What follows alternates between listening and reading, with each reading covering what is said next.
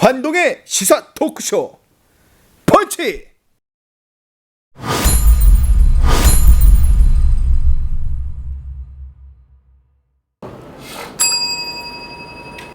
시청자 여러분 안녕하십니까. 환동의 시사 토크쇼 펀치의 김준홍입니다. 오늘 또 우리 공봉학 변호사님 자리 함께 했습니다. 변호사님 잘 지내셨죠? 고맙습니다. 우리 김진홍 부부장님도 재택근무하면서 화상으로 만나 뵙겠습니다. 부부장님 잘 지내셨죠? 네, 잘 지내고 있습니다. 예. 오늘 이렇게 한 자리 앉으면 좋은데 또 화면으로 만나도 좋습니다. 이렇게 우리가 신의 직장입니다. 오늘 주제는 사실 우리 요새 국내의 그 주요 이슈가 뭐 당연히 코로나19에 뭐 거의 집중돼 있고 또 경제적인 문제로 부동산 폭등, 뭐 세금 문제 등 이런 거에 어떤 그 집중돼 있다 보니까 국내적으로 중요한 일이 있었는데 우리가 거기 간과한 것이 있습니다. 그것이 뭐고 하면은 일본 정부가 4월 13일 지난 4월 13일입니다. 그 후쿠시마 원전 그 오염수를 동해안에 방류하겠다고 이렇게 선언을 했습니다. 물론 이제 이 러시아, 중국, 대만 등 주변 국가들의 어떤 반대에도 불구하고 그렇게 하겠다고 이제 통보한 상태인데 거기에 대해서 우리가 한번 미치는 영향에 대해서 오늘 논의하고자 합니다. 그럼 첫 번째로 일본 내에서도 반대 여론이 만만치 않았습니다.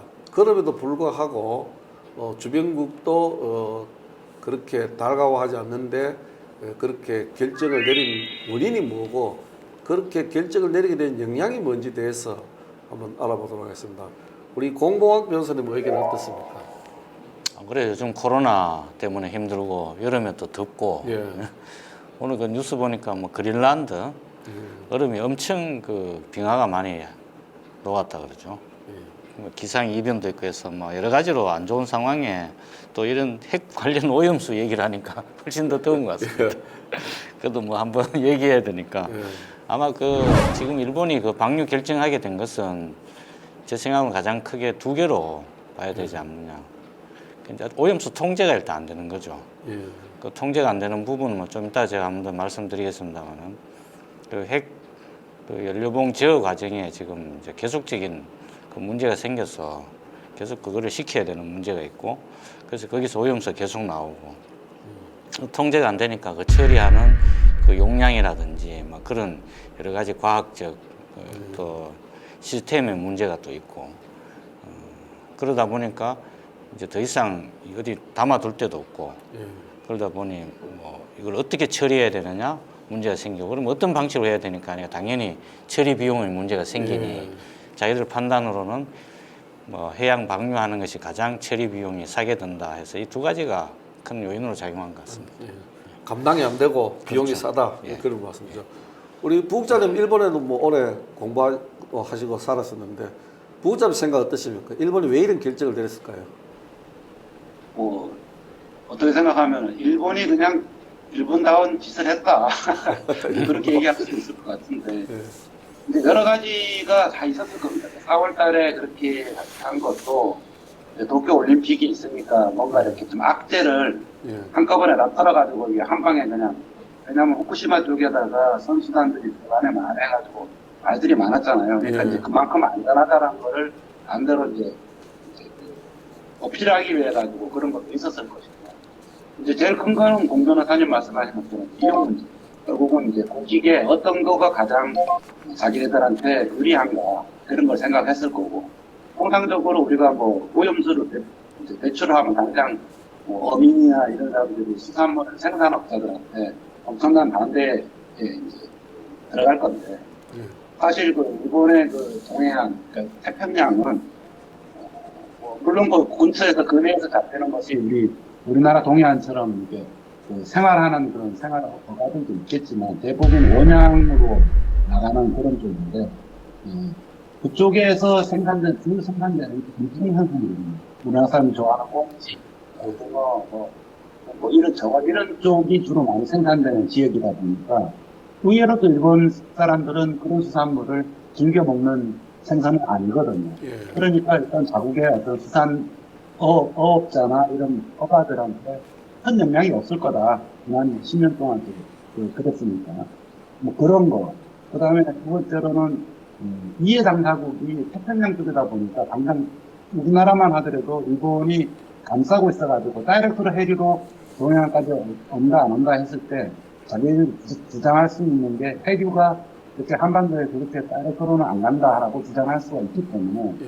그런 이해 당사자국이 그렇게 그게 일본 서해안 쪽이라 그러면 우리나라 동해안 예. 서해안이라 그러면 러시아, 중국 19군데가 워낙 많은데 태평양 쪽이니까 특별히 이해 당사자 간에 그런 문제가 돼도 많지 않을까라고 좀 생각하기가 쉽고요.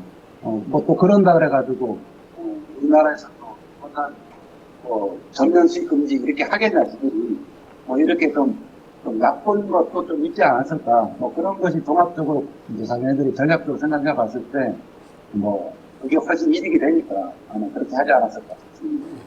예. 그래서 제가 듣기로도 원전에 나오는 그 오염수를 처리하는 방법이 여러 가지가 있다고 하더라고요. 근데 그 중에서 이제 비용이 가장 싸기 때문에 했다 하는데 공부에서는 어떤 방법들이 있습니까? 비용이 어느 정도 듭니까? 예. 변호사님. 우선 그 말씀드리기 전에 사전에 잠시 좀 살펴볼게. 왜 관리가 안 되느냐. 이거 예. 다 아시는 내용이지만은 제가 한번 그거를 잠시 짚어드리고 예. 비용 부분을 잠깐 말씀드리겠습니다. 왜 계속 오염수가 나와야 되느냐. 예. 그래서 이제 교수님 아시다시피 이게 이제 핵 연료봉이라는 것을 통해서 그러니까 이제 원자력 발전을 하지 않습니까? 거기서 이제 우라늄을 이용해서 이게 연료봉의 경우에 핵연료를 넣으면 그게 한 4년 가까이 정도가 계속 거기서 에너지가 나온다는 거죠.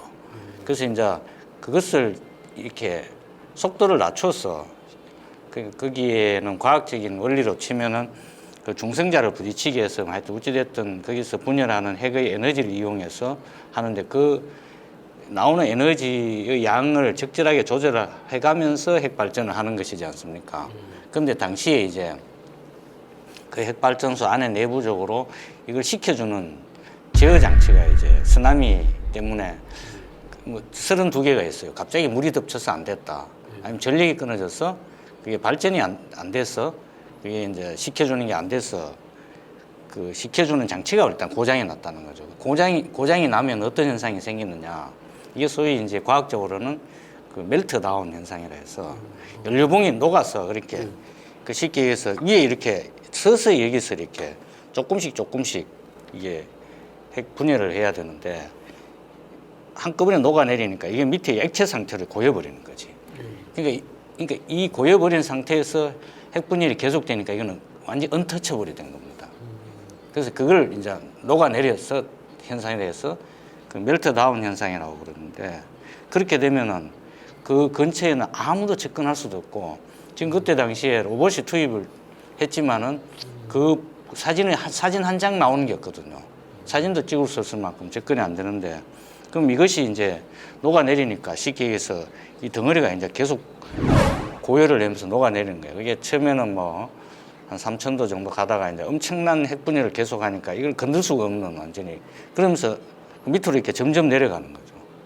그러니까 뭐 그 당연히 발전소도 뚫고 내려가고 땅 속으로 계속 내려간다. 그래서 옛날에 이게 사실 지금까지는 그 지구상에 3번 있었죠. 3마일 아일랜드인가 미국에서 1970년대 핵사고 있었고 체르노빌에서 있었고 이게 3번째인데 그 미국에 있었던 그 첫 사고에서 이런 현상이 생겼을 때 사람들이 이게 계속 타고 내려가니까 이게 뚫고 내려가면 잘못하면 저기 중국에서 거꾸로 나온다 이런 이제 우스갯소리가 있어서 이걸 소위 이제 차이니즈 신드롬이라고 그래요.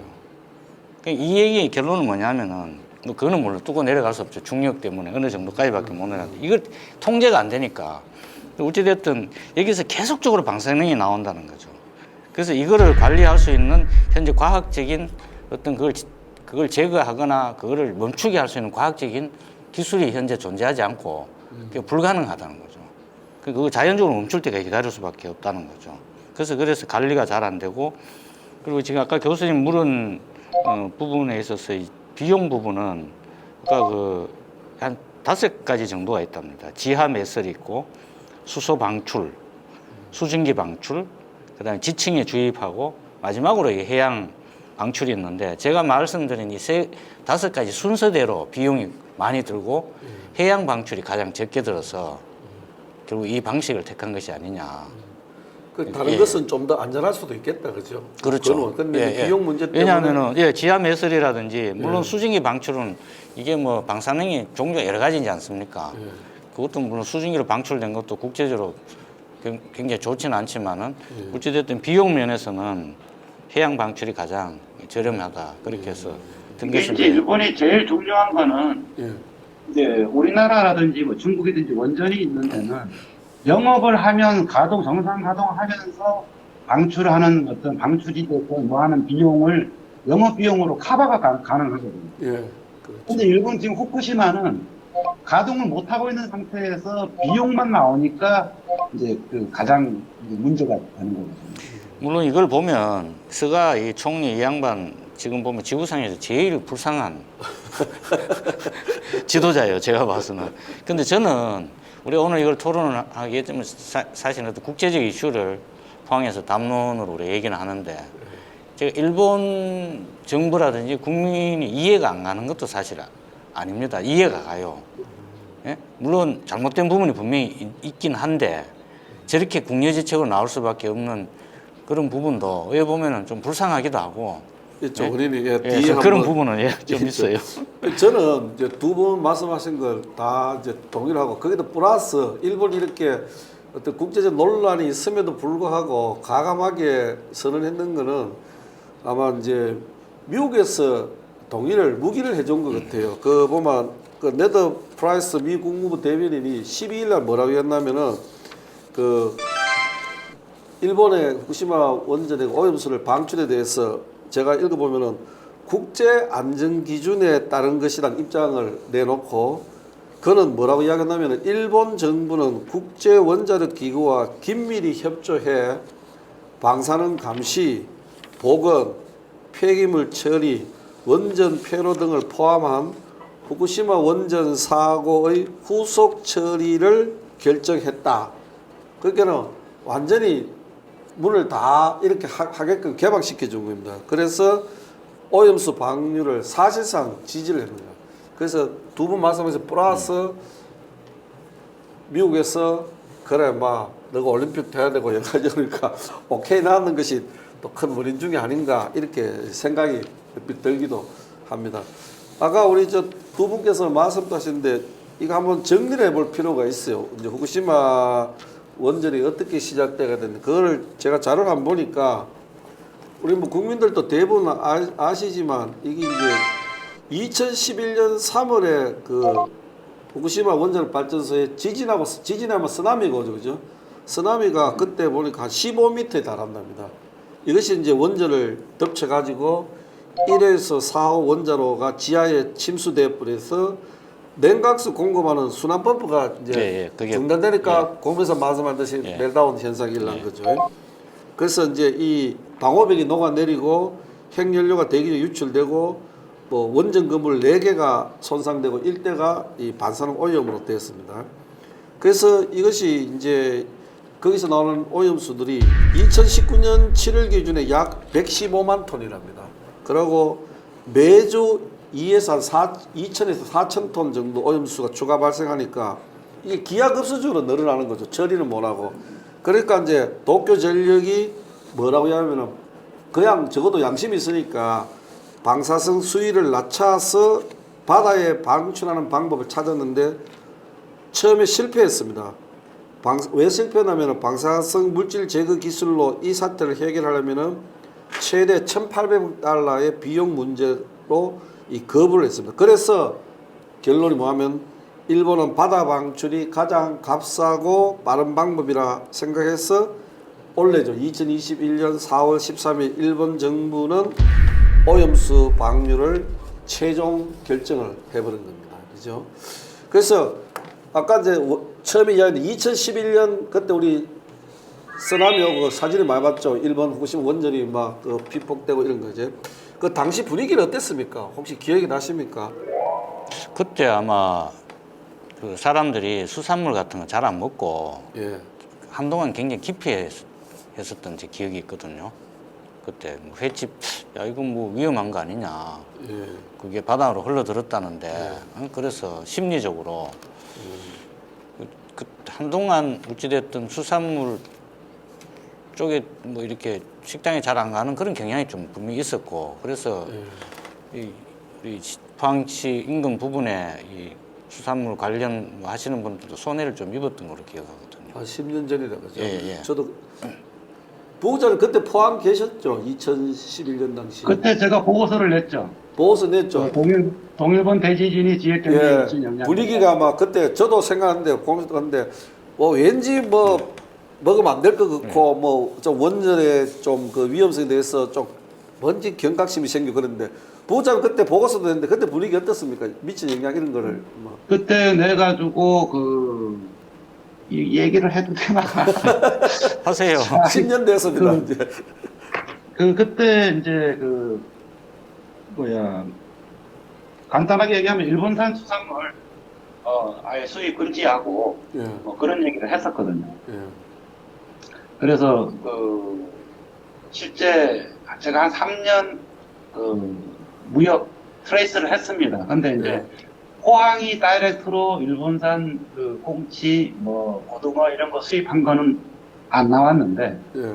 우리나라에서 수입을 했어요. 그래서 상당히 걱정이 되고 괜히 내심 찜찜하니까 그래서 뭐 감옥에도 잠깐 그런 적이 있었는데 그 이후로 확실히 제가 과메기를 되게 좋아하는데 평균적으로 하여튼 그 전하고 후하고는 소비량이 많이 줄었어요. 분명히 그 사람들이 당장 우리나라 바다에는 영향이 없다고 생각을 하지만 괜히 찜찜한 거죠. 이제 그런 찜찜함을 앞으로 어떻게 해결할 거냐 하는 거는 좀 앞으로 좀 신경을 써야 될 것 같아요. 저도 그때 혹시 기억나세요? 이거 페이크 뉴스였을 것 같은데 시중에 생선 4개를 먹지 마라. 제기는 고등어, 꽁치 있었나? 하여튼 몇 가지 생선은 절대로 먹으면 안 된다라고 그 시중에 있어서 한동안 사람들이 안 먹은 적이 있거든요. 그 영향이 지금도 있습니다. 요새도 저 고등어 사러 가면은 반드시 노르웨이산 그러니까 뭐 원산지 표시 있잖아요. 그 은연중에 그 영향이 아직도 있는 것 같아요. 저 같은 경우는 차를 좋아하는데 정기적으로 이렇게 차 모임에서 일본산 가루 말차라든지 뭐 여기 교토에 있는 일본 녹차 같은 거를 정기적으로 수입하다가 우리 동호 회원들한테 나눠주는 사람이 있었거든요. 근데 그 이후로 일본산 아예 녹차 자체를 아예 마시지 않았습니다. 벌써 10년이 지났잖아요. 그러니까 그만큼 이제 신경을 쓰는 사람들은 많이 신경 쓴다고 봐요.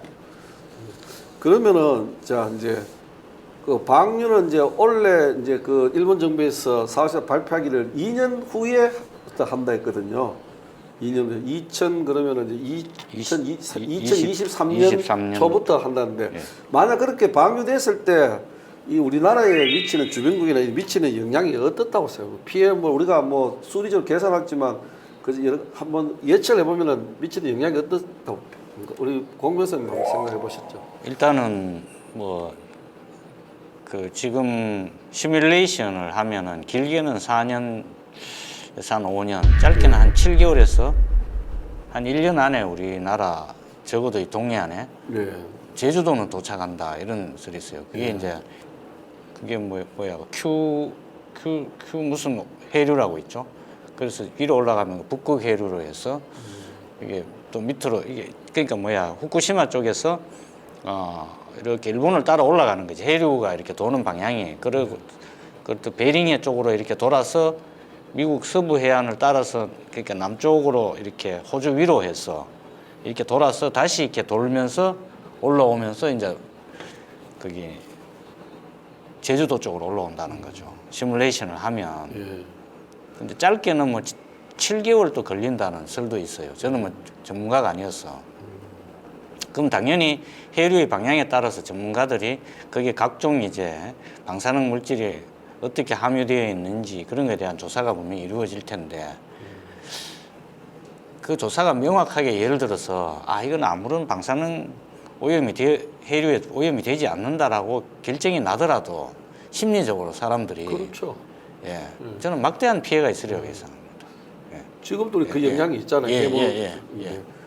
우리 보호자는 어떻습니까? 우리 영향이 뭐 심리적으로든지 어쨌든 경제적으로 영향이 많이 미칠 것 같던데 어떻습니까? 뭐 상당히 많이 있을 거라고 보고요. 예. 특히 지금 우리나라 해역에서 특히 포항 같은 경우에는 과메기를 생산을 하잖아요. 예. 근데 과메기의 원료가 꽁치인데 요즘에는 뭐 청어 좀 잡히지만 예.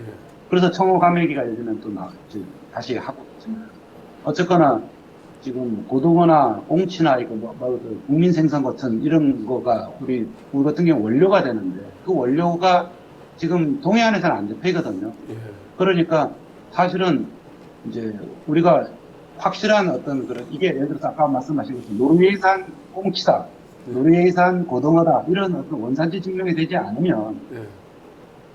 우리 더군다나 과메기 파는 사람들은 원료가 어디서 와가지고 오는지도 모르고 두 번째는 국내산 그릇들도 국내 원양어선이 거의 일본의 이제 동해안 태평양 바다의 해역에 물방 고기만 아무도 안 잡으러 가니까 거기 가가지고 야 이게 웬떡이야 해가지고 거기서 왕창 잡아가지고 가지고 오는 거지.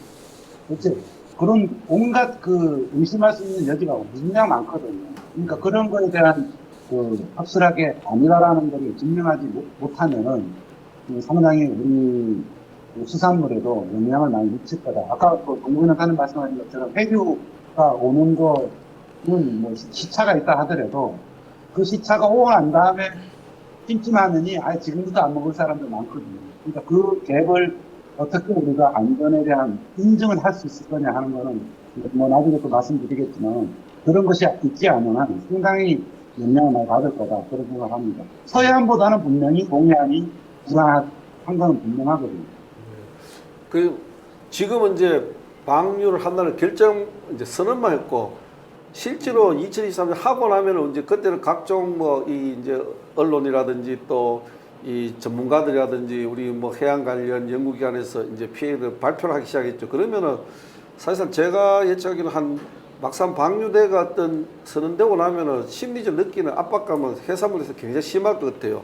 그 독일 키일 대학 헬러 헐처 해양연구소에서 시뮬레이션 을 보면은 자료를 보면은 후쿠시마 오염수가 이제 방류를 하면은요 아까 공급에서 약간 차이가 좀 오락가락하지 그죠? 이제 정확한 여수는 키일 대학에서는 뭐라고 하면은 제주도까지 온 데는 한 200일, 동해안까지 오는 데는 한 280일 이후는 동해안에 도달할 것이다. 그래서 제가 계산을 한번 해봤어요.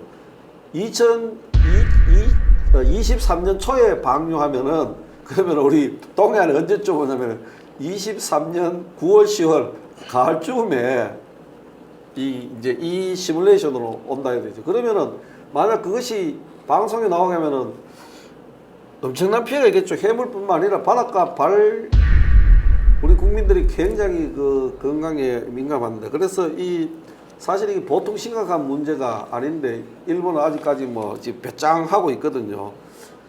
그래서 참 난제인데 한번 또 이야기를 근데 우리가 해보겠습니다. 지금 생각하고 있어야 될 게 2023년에 방류한다는 거를 걱정하고 있을 때가 아니고요. 2011년에 이미 지금 자기네들이 오염 처리 순위 해가지고 하는 거를 걸른 거거든요, 그거는. 걸른 걸 2023년에 방류한다는 얘기고. 2011년에 이미 그냥 세계 지도 보면은 해양이 빨갛습니다. 방사오염된 게. 지금 얼마나 희석됐는지 모르겠는데. 그런 것들은 이미 동해안 앞바다의 해류로 이미 진작에 와 있는 거죠. 더 세게 매트 다운된 원액이 그냥 나간 거가 나와 있는 거죠. 그러니까 사실은 지금 우리가 이제 2023년 방류하는 거에서도 신경 써야 되지만 현재 지금 우리 동해안 바다의 수산물도 과연 안전한가 하는 이제 체크 이런 거를 우리 지자체들이 지금 신경 써야 될 것 같아요. 이게요, 사실은 언제 도달하는가는 별 의미가 없습니다. 언젠간 도달하게 돼 있고, 그리고 이제 일반적으로 알지만은 특히 플루토늄이나 우라늄 계열의 이 방사성의 반감기는 그건 한 10만 년 가까이 되고 이제 우리가 고준위 처리 뭐 이런 부분들은 뭐 그도 아시다시피 엄청난 건데 반감기가 비교적 짧은 우리가 세슘이나 뭐 스트론튬 특정 그 번호가 부여된 요오드, 삼중수소 이런 것들은 이게 뭐 30년 뭐 예를 들어서 하나 반감기가 이 되는데 이게 30년 만에 끝나는 게 아니고 30년 만에 반으로 줄고 그 반으로 준 게 또 걸리는 게 또 30년 이게 10번이 반복돼야 된다는 거예요. 그럼 결국은 기본적으로 제가 앞에 얘기한 이런 세슘이라든가 이런 방사성 그런 물질들이 완전히 소멸되려면 한 300년 걸린다는 거죠. 그러면은 문제는 아까 부국장님 얘기하셨지만은 이 태평양 안에 지금 얼마나 이게 현재 이것들이 섞여 있는지 알 수도 없지만 앞으로 방류했을 때 조사한 결과가 많이 섞여 있다 그러면은 간단합니다. 300년 동안 뭐 방법이 없는 거죠. 네? 이제 그러면 결국 이거 방류하면 이게 만약에 섞여 있다면은 그래서 이제 일본 스가 총리가 이제 발표 요지 내거지 않습니까? 안전하다. 국제 기준의 허용치를 초과하지 않는 자기들은 사실 오염수인데 이거를 뭐라고 표현하죠? 처리수. 처리수. 예. 같은 말이죠. 일본 사람들 말장난 잘 치니까 그러니까 처리해도 처리해도 오염수인데 그 알프스라는 그 다핵종 그 처리 시설을 그걸 통해서 어찌됐든 아까 얘기한 그런 방사성 물질들을 대부분 제거하고 깨끗한 그럼 쥐가 마시지 그거를. 그 누가 그런 웃기는 얘기도 했는데 그래 깨끗하면은 수가가 식탁에서 아침에 커피 타서 마시고 그렇게 하면 될 텐데 만약에 그게 깨끗하면 아무런 문제가 없죠.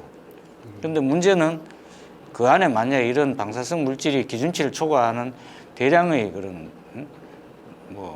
물질이 있다면은 그것은 뭐 1년 후에 도착하나 10년 후에 도착하나 그건 뭐 의미가 별로 없는 거 도착하는 거죠. 근데 부장 말씀하셨듯이 사실은 이제 그게 불편한 진실이죠. 2011년 쓰나미 나고 했을 때 이미 상당 보내가지고 떠내려가 그때는 정말 처리도 안 된 거죠. 원액 그대로 흘러갔는데 이제 그거를 지금 뭐 주변국에서 영향이 있는지 어떻게 이제 뭐랄까 서구 제가 자료를 보니까 서구 언론에서는 침묵을 하고 있다 이렇게 표현해 놨더라고요. 아시아 문제. 근데 사실은 해류가 뭐 자료에 보면 언제 전 세계 다 돌잖아 해류가 시간이 인류 먹거리에 문제가 있는데 그래서 이 주변국 반응도 그렇고 일본도 제가 알기로는 이거는 뭐 인류 공통적 문제 초기에 이 반대가 만만치 않았다 해요. 일본에서도 이제 반대가 많으시던데 거기에 대해서 뭐 공부선 자료 좀 있죠. 우리 뭐 상식적으로 알지만 일본 자체에서도 당연히 반대하죠. 입장을 바꿔서 우리나라에 이런 문제가 생겼다. 그러면은 뭐 이런 비유를 들면 예를 들어 양남 저기에서 원자력 발전에 하나 문제가 생겨서 이렇게 됐는데 이거 도저히 처리 한계에 이르러서 방류한다 이러면 우리 포항사는 가만히 있겠습니까? 그죠? 이 주변 어장은 그냥 뭐 볼 거 없지 않습니까? 그냥 작살나는 거죠. 깨끗하지 않다는 전제라면은. 그래서 일본에서도 후쿠시마 현인가요? 현이죠. 그러니까 지사가 나서서 아예 이 부분에 대해서는 안 된다라고 아마 공식적으로 그랬을 뿐만 아니라 일본 국민들도 상당수가 여기에 대해서 반대를 하고 왜냐하면 제일 먼저 자기들이 작살나는 거죠. 자기 연안이 작살나는 거니까. 그럼에도 불구하고 뭐 결정했다는 것은 뭐 하여튼 저로서는 좀 정말 모르겠습니다. 그 자국 국민들의 반대를 무릅쓰고 그렇게 국가가 할 때는 뭐 저 이유가 있지 않나? 일본 같은 경우에는 우리나라 언론보다 자유도가 더 훨씬 낮습니다. 자유도가 낮다는 얘기는 언론 통제가 되고 있다는 얘기고요. 그렇다고 우리나라 언론이 엄청나게 자유도가 높은 것도 아니지만 최소한 적어도 제가 보는 한 국위 우선하는 언론은 일본, 미국은 철저하게 국위 우선을 해가지고 스스로도 이거 우리나라 농목에너지다 그러면 아예 얘기를 안 합니다. 근데 그런 거가 있고 또 사실 수산물만 포커싱을 하고 있지만 일본 같은 경우에는 이 농산물이나 특산물 그다음에 토마토 이런 과일 같은 것도 이상하게 생긴 것들 많이 언론에 나왔었는데 노출됐다가 순간적으로 사라집니다. 그러니까 그만큼 이제 아까 일본 사람들 뭐 반대에 따르면 거의 대부분의 사람들은 일단 관심이 없고 보도가 안 되니까 못 오고 있을 가능성도 되게 높고.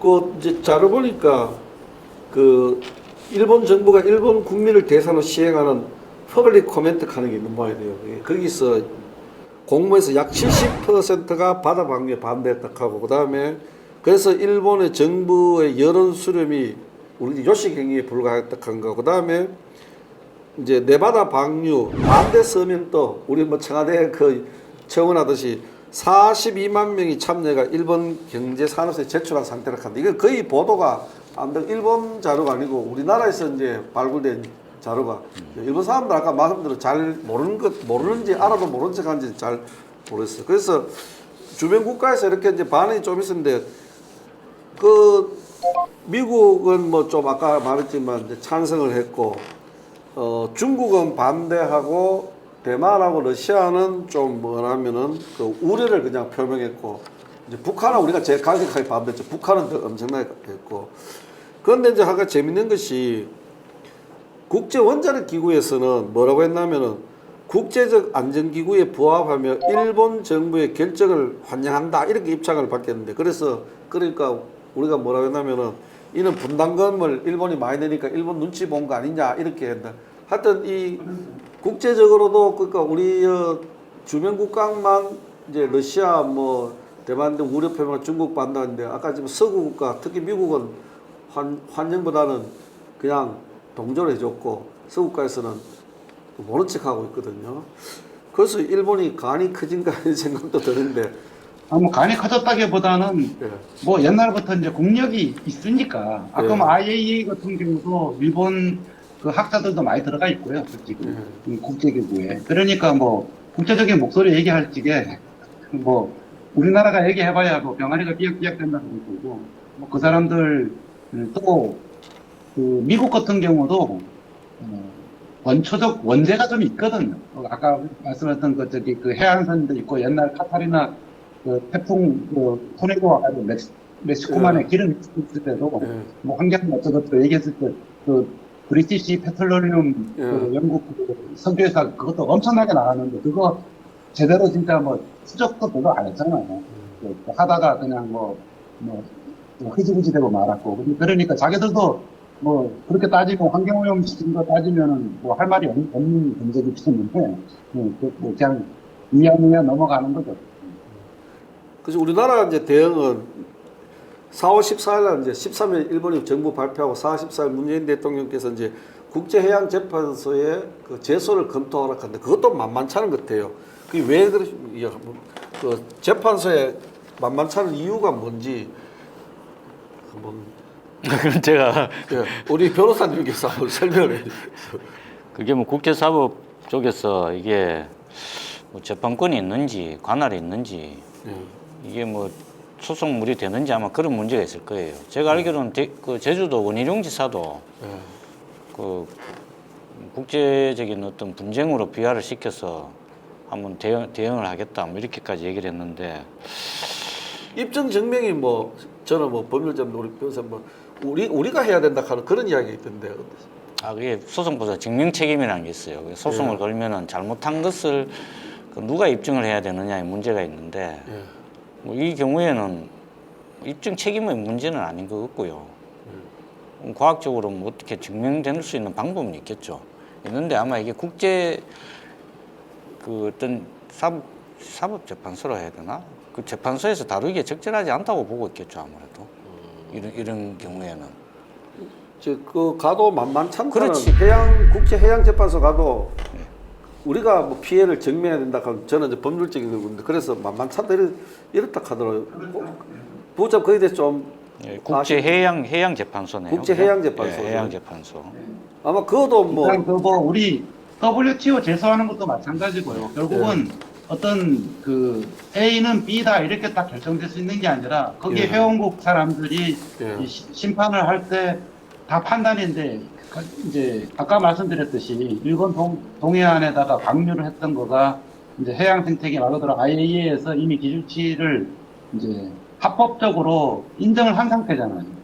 그러면 우리가 이제 그건 그렇더라도 우리한테 해양 생태계에 엄청난 영향을 준다라고 얘기하려고 그러면 우리나라가 과연 그 정도 증명할 정도의 해양 생태계에 대한 조사 연구나 어떤 그런 그 과학적인 어떤 전문가들이 준비하냐? 거의 아니거든요, 사실상. 그냥 뭐 가만히 있을라니 그렇고 이제 어쨌거나 우리는 공식적으로 뭔가 악유를 해야 되니까 그냥 이렇게 하겠다라고 이제 한 것이지, 그거를 말 그대로 아까 해류가 어떻게 들어왔을 때 우리가 어떻게 되고 이 정도까지 우리나라가 조사가 돼 있지 않거든요. 그래서 그렇다고 우리가 이제 뭐 가만히 있을 수 없으니까 어쨌든 이 동해안에 뭐 2년 후에 또 한 번 280일 쯤 되면 온다 하는데, 그러면 우리 동해안 이제 각 지자체 단체하고 뭐 연결하든지 어쨌든 우리가 이제 대응을 방안을 강구해봐야 되는데, 뭐 국제적 문제 우리끼리라도 한번 대응 방안을 한번 연구해 봅시다. 우리 저 변호사한테 어떻게 대응하면 좋겠습니까? 지금 뭐 대통령도 나서고 중국에서도 뭐 주변 국가도 나서고 뭐 나서고 있지만 실질적으로는 우리가 아무리 뭐라 한들 방류를 막을 수는 없죠. 그 지금 포항시에서도 시장님하고 해서 한번 그때 공식적으로 방류 규탄을 한번 대회 차원에서 그렇게 한번 행사를 한번 한 적이 있죠. 있는데 저는 이 문제를 물론 그 각 대한민국 전역에서 방류를 이렇게 반대한다는 이런 형태의 어떤 시위라든지 이게 좀 필요하다고는 보여집니다. 근데 이게 궁극적인 해결책이 과연 될지에 대해서는 저는 사실 좀 약간 회의적인 생각을 갖고 있고, 그래서 이참에 우리 스스로의 어떤 이 핵 정책에 대해서 우리가 다시 한번 돌아보는 계기가 돼야 되는 것이 아니냐. 그 쟤들이 저렇게 잘못했는데 우리 같이 이렇게 울진 뭐 양남 뭐 이렇게 쭉 있는데 이 부분에 대해서도 한 번 정도 돌아보는 그런 계기가 돼야 되지 않을까. 우리도 오히려 안전을 철저히 점검하고 쟤들이 이미 벌어졌어. 벌어졌는데 그러니까 우리는 강력하게 얘기해야지. 너 자국 내에서 처리해라. 땅에 묻든지 계속 보관을 하든지 그렇게 강력하게 요구를 해야죠. 근데 걔들은 뭐 말짱하다 하지만 우리 믿을 수가 없잖아요. 믿죠, 믿을 수 없으니까 안 되는 거니까 그쪽은 뭐 우리가 할 수 있는 모든 뭐 어떤 행동이라든지 국제적인 해양 재판소의 문제라든지 이런 거 할 수 있는 만큼 다 해야 된다고 생각하고, 그러려면은 특히 이제 포항같이 이렇게 뭐 과메기, 오징어 그리고 뭐 주변에 대게 이런 것도 다 이렇게 엄청난 영향이 있는 거죠. 그 우리 특히 주민들은 일심 단결해서 좀 이렇게 할 필요가 있다고 생각합니다. 우리 부부장께서는 뭐 대응을 저는 일단 이제 총 4가지를 얘기하고 싶은데, 3가지는 포항과 관련돼서 우리가 해야지 될 일. 이제 4번째가 이제 지자체 연합 얘기를 하고 싶거든요. 우선 첫 번째는 이제 이게 뭐 2011년 동해문 재지진이 일어나가지고 지금 동해안이 오염되어 있는지, 아니면 2024년 이게 방류된 다음 어떻게 됐든지, 지금부터라도 뭐 예산이 있는지 없는지 모르겠지만은 포항 뭐 예를 들어서 제가 그 가칭 방사능 오염 인증센터라는 거를 포항에서 만들었으면 좋겠어요. 그래가지고 적어도 포항이 지금 수산물이 유명한 게 많잖아요. 물회부터 시작해서 뭐 돌문어, 뭐 그다음에 뭐 과메기, 개복치, 뭐 이제 포항만이 나오는 그런 수산물이 이제 많이 있는데, 그게 다 관광산업과 연결이 되는 거예요. 수산업의 문제가 아니라 관광하고 문제가 되는 거기 때문에 그 아예 뭐 포항시에서 그런 인증센터를 만들든지, 돈이 없으면 경북도랑 같이 해가지고 동해안 전체에 이제 커버를 할 수 있는 그런 방사능 인증센터 딱 만들어가지고 포항산 이제 적어도 마지막 판매단을 단계되는 뭐 과메기가 됐든 뭐 문어가 됐든 그거를 뭐 가해야 개수집기라는 거 있잖아요. 그런 것들을 딱 통과시켜가지고 지금 현재 식품안전기준이 베크렐 100 이하, 킬로그램당 100 베크렐 이하가 이제 식품안전 우리나라 이제 기준인데, 뭐 50이하도 있고요. 그 유아용은. 그러니까 최소한 100회 이하라는 거를 증명하는 어떤 인증 마크를 인증센터를 통과해가지고 그걸 다 인증받은 수산물을 유통시키는 그런 전략을 좀 짤 필요가 있지 않느냐. 지금부터라도. 그러니까 뭐 방문이 되든 말든 그거는 뭐 해양이 오염돼서 있을지 모르겠지만 그 오염된 거를 먹고 자라는 질문이 수산물이 적어도 포항에서 생산되고 유통되고 소비되는 데는 그 인증 센터를 만들어가지고 딱 붙여가지고 우리 해썹 마크 그런 제도를 좀 도입을 해서 좋겠다. 첫 번째는. 두 번째는 원산지 증명. 아까 말씀드렸듯이 뭐 이거 했다르기 하지만 뭐 다들 그 심증은 가는데 물질이 없다 그러잖아요. 그러니까 우리가 뭐 배가 국적산이 됐건 수입 중국산이 됐건 일본산이 됐건 산지를 증명할 게 아니고 국적선이라고 하더라도 어느 해역에서 잡았느냐라는 걸 최소한 그 잡은 원양 선박에서 자기네들이 책임지고 인증해서 어느 해역이라는 걸 증명해서 그걸 가지고 이제 소비되고 유통되는 그런 시스템을 적어도 포항시만큼은 좀 도입을 해가지고 아니면 경상북도라도 그래서 경상북도 수산물은 안전한 곳에서 잡은 거를 가공하고 생산해가지고 우리가 유통하는 거다라는 걸 증명할 수 있게끔 했으면 좋겠다. 세 번째는 그런 인정을 하는데 좀 철저하게 했으면 좋겠다. 그래가지고 우리가 보면은 그냥 뭐 생산하는 어가만 뭐 될 것 없잖아요. 이게 이런 제도가 제대로 되려고 그러면 생산자, 그다음 유통자, 그다음에 소비자, 그다음에 아까 그 인정하는 행정기관 이 사자가 전부 다 큰 마음으로 등대해야 돼요. 그래가지고 예를 들어 시민이도 인증마크 없는 건 안 사. 그다음에 유통업체도 인증마크를 안 붙이면은 생산업자도 좀 귀찮긴 하지만 그 인증센터 가가지고 세슘이나 반응하는 오염 수치가 얼마 이하가 되는 거를 떳떳하게 뭐 해가지고 뭐 쌀 사면은 생산자 아무 이름 없이 그렇게 입력 딱 해가지고 하면은 딴 데는 모르겠지만 적어도 포항에 가서 그 사람들을 소비하거나 생산하거나 식당 가면은 굉장히 마크가 되는 우리는 그것만 뭐 취하는 뭐 초밥집입니다, 뭐 물회집입니다 이렇게 딱 하고 이렇게 하면은 여기서 분들이 안심하고 사먹지 않겠냐. 요 세 가지는 전부 다 포항에서 스스로 충분히 가능하지 않나 저는 그렇게 보고요. 마지막으로 아까 그 지자체 연합 이거는 적어도 전북 동해안 지자체 가지고는 능력이 안 됩니다. 예산도 그렇고 그래서 적어도 그 강원도부터 시작해가지고 울산 또 부산까지 포함시킬 때 동해안 전체 해역에 대해서 해역 지점별로 뭐 로봇을 항상 상지 거기다가 뭐 수중 로봇을 놔두든 뭐 하든 해가지고 정기적으로 해류별로 해류가 움직이는 거고 방사능 오염 측정을 해야지. 그런 조사를 해야 되고 그런 전문 기관도 막 설립을 할 필요가 있습니다. 앞으로 뭐 300년 간다 그러는데 적어도 앞으로는 해양에 대해서 우리가 이걸 해줘야 뭐 포항에서 뭐 정말 이번에 들어갈 때 그 잠수하는데 물 엄청 더러워가지고 막 수영하는 사람들 안 한다고. 그러니까 적어도 우리가 포항이 이제 요트니 뭐 스킨스쿠버니 뭐 바다낚시니 이런 거 해양 이제 앞으로 관광이나 스포츠 이런 걸 잘 하려고 그래도 그런 방사능 조사 해역별 조사해가지고 어느 지역은 안전하고 이런 수치가 어떻게 되고 이거를 쫙 그 매일은 아니더라도 적어도 한 달에 한 번씩은 그런 해양 생태계를 조사하는 이제 선정됐으니까 그 정도의 이제 국가 예산 투자할 정도로 이거는 정부적인 사업 아니면 경상북도 사업으로 활동해 본거랑 해가 적극적으로 우리가 좀 나서가지고 그런 거를 하고 지자체가 이렇게 나설 그런 시기가 됐다 그렇게 생각합니다. 예.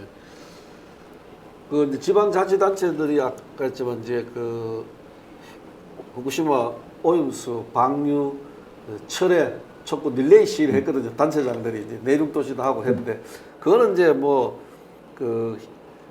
그렇다고 멈출 수는 없잖아요. 일본이 현실적으로 우리가 하죠. 그래서 좀 현실적인 방안을 저는 생각해 보면은 물론 이제 국내 하는 것도 있고 이제 일본에서 할 수 있는 거는 그 우리 환경단체, 시민단체, 민간단체하고 일본에 있는 민간단체하고 조인회가 가가 이제 만약 2023 방류한다면 거기 참관하고 시설도 보고 그 기준 하는데 직접 뭐 기준치를 확인하는 그런데 이제 좀 참여했으면 좋겠다 하는 것이 있고요. 거기 아까 말씀하셨던 것이 보니까 지금 보니까 유럽연합하고 인도네시아 등 9나라가 방사성 물질 검사 증명서를 의무화하고 있다 하네요. 이런 식으로 우리도 이제 도입을 해야 될 것 같아요. 우리는 아예 이제 그 수입 규제 조치를 하고 있는데 일본은 계속 풀어놓으려고 우리는 안 해주고 있죠. 당연히 안 해주는 게 맞겠죠. 그래서 여러 가지 들어오는 게 있습니다. 예? 들어온 일본에 들어오는 게 있습니까? 있어요. 아, 그 일본에서 수산물 수입되고 있어요. 그게 이제 지난번에 TV 하는 허점이 있죠. 뭐 교모해가지고 후쿠시마산은 수입이 안 된다 안 그러지만 예. 해류 바다가 뭐 다 통하는 거고. 예. 그리고 그 일본에서 양식하는 또 그 횟감도 많이 들어오고 있거든요. 예. 그러니까 아예 그 정확하게 그 원산지가 어디다 하고 지역별로 할 게 아니라 이게 바다는 어디든지 물고기가 지가 저기 그 먹이가 많은 후쿠시마 앞바다에서 놀다가 이제 배불러 가지고 이쪽 밑으로 내려오면 거기서 잡히면 괜찮은 게 아니거든. 예. 그러니까 그런 철저하게 아마 검사하는 그런 기준을 마련하고. 아까 두 분 말씀하신 걸 충분히 이제 좀 정부 당국도 알아야 되는 게 저는 이제 이 먹거리뿐만 아니라 사실 관광 산업에도 굉장히 영향을 미칠 거거든요. 7월 12일자, 13일자, 12일하면 13일자 겁니다. 동아일보 보면은 그 언택트 시대에 그 올여름 휴가 제일 이제 언택트인데도 혹시 이제 풀려가 가고 싶다면 어디 제일 가고 싶느냐? 이제 의외로 포항이 1위가 나왔어요. 제 이야기 아니고 동아일보 저도 깜짝 놀랐어요. 여수나 이런 데는 많이 갔지 않은데 남해안 너수 이런 데는 많이 가서 그런지 최근에 포항이 브로그 같은 거 많이 뜨거든요. 이제 카페도 많고 좀 이렇게 구룡포도 많이 갔는데 그래서 이 포항이 모처럼 이제 해양 관광 도시로도 조금 붐이 이제 떠오르는데 또 이런 원리로 해서 좀 피해가 입을까 걱정이고 가능한 저 방법은 이제 이 외교적 마찰을 피하면서 우리 민간이 주도되면서 정부는 뒤에서 스포트 해주면서 좀 그렇게 해결되었으면 좋겠다는 생각입니다. 그래서 우리가 이제 한 펀치 할 시간이 되는데 오늘 강력한 펀치를 좀 부탁드리겠습니다.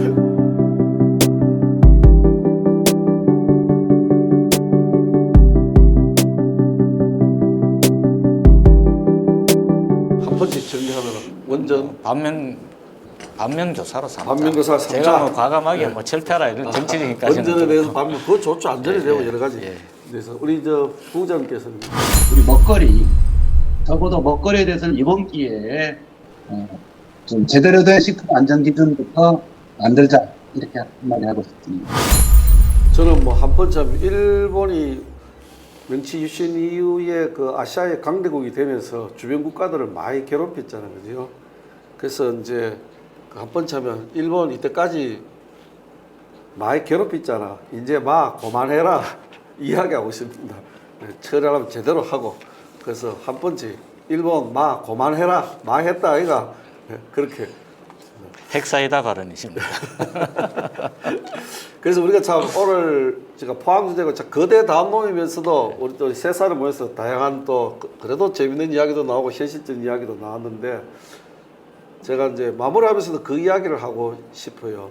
그 일본 정부에 우리 부국장님은 이제 일본 살았으니까 그 알죠? 일본 사람들의 그 속마음 혼내하고 이 다떼마에 있잖아, 그죠?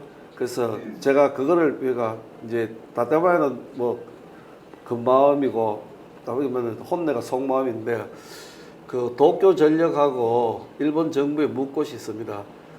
정말로 후쿠시마 지역의 먹거리가 안전하고 그 오염수 방류가 일본의 후손들한테 안전하다고 생각하는 것이 정말로 혼내인가?